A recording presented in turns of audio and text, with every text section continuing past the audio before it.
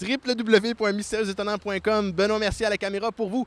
Ce soir, on est au festival Spasme, la soirée trash, soirée qui est rendue tellement populaire au sein du festival qu'on l'a transféré du Café Cléopâtre au Club Soda. Bande de fous, êtes-vous prêts pour du trash?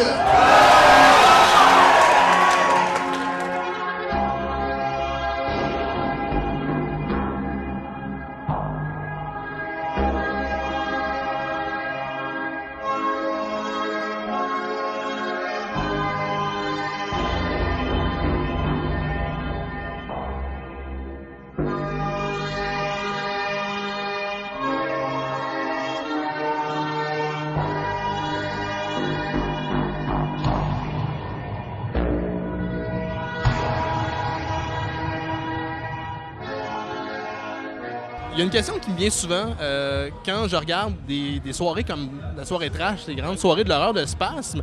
On dirait que ça vient répondre à un besoin qui n'est pas comblé chez les Québécois. Qu'est-ce que tu penses qui manque dans le paysage cinématographique québécois? Bien, je pense que premièrement, à cause des technologies qui deviennent de plus en plus accessibles et que le monde fait qu'on a comme l'opportunité de s'exprimer plus facilement à travers la vidéo. On a des ordinateurs, des caméras et tout.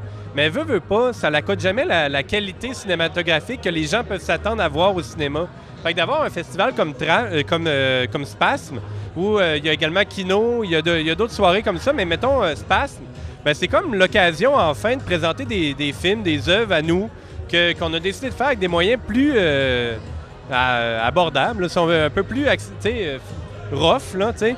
Puis d'expérimenter des idées, tu sais. Puis d'avoir une tribune comme Spasme où on peut faire de quoi de vraiment trash, là.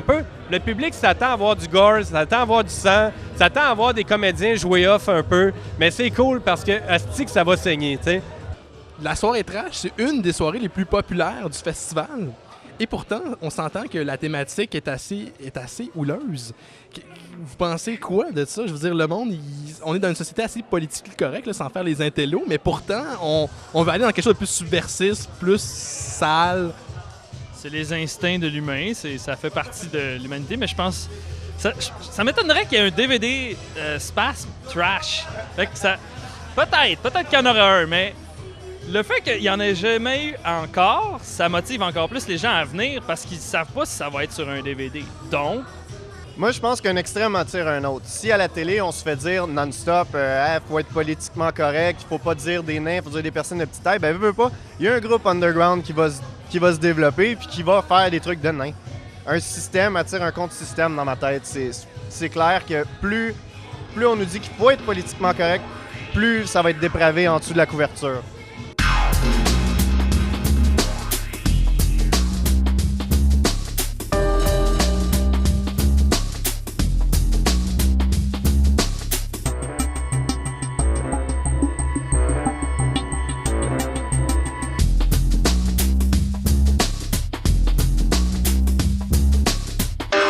Qu'est-ce que tu penses qui manque aujourd'hui au Québec dans ce qui est le paysage cinématographique?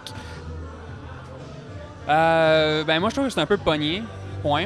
Je sais pas, comme j'ai fait mon film, puis après ça, il y a des compagnies que je m'attendais pas du tout à ce que des compagnies, mettons, ou ben, des agences fassent comme « Ah, tu sais, il a montré des seins, genre. » Là, ils sont comme choqués, puis à cause de ça, ben ils sont pas intéressés à te passer en entrevue ou quoi que ce soit. Tu sais, je veux dire, moi, j'ai pas fait mon film pour devenir en tant que tel scénariste. Je veux dire, moi, je suis plus un modeleur, puis, tu sais, bon, texture, puis animation, tout le kit, j'adore ça.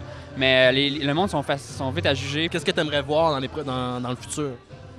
Voilà, pour l'instant, moi, je trouve que c'est pas mal tout le temps des espèces de drames psychotiques là, qu'on a au Québec. Là. C'est toujours ça, là. À part Bon Cop, Bad Cop, qui est un film comédie hilarante, là. Mais sinon, bah, qu'est-ce que j'aimerais voir? Ben, j'aimerais voir un film à plus gros budget, dans le fond. Quelque chose avec beaucoup plus d'effets spéciaux, qui emploierait encore plus d'animation 3D, puis qui donnerait de la job aussi.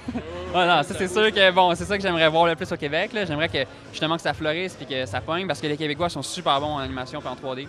Je sais, parce qu'il y a Ubisoft, puis Eidos, puis tout le kit, les compagnies sont ici. Puis, tu sais, ils fructuent, puis ça marche super bien. Puis, je veux juste me joindre à ça un peu, puis rentrer dans le mouvement. Là. She fucked the world. man! Il y a un chandail de rock voisine, ce style-là. Ouais, elle avait une moustache, là, mais aussi des seins. Pas mal gros pour son âge. C'est correct. Qu'est-ce que tu penses qui manque un peu dans le paysage cinématographique québécois? Ah, c'est dur à dire. Oui, évidemment, toujours plus de gros seins. C'est un must dans n'importe quoi. Mais qu'est-ce qui manque? C'est dur à dire. Mettons de l'apport et de l'aide aux cinéastes plus indépendants, disons. Ça, je trouve que ça manque un peu. On l'a vécu pour ne pas avoir eu aucun apport de personne.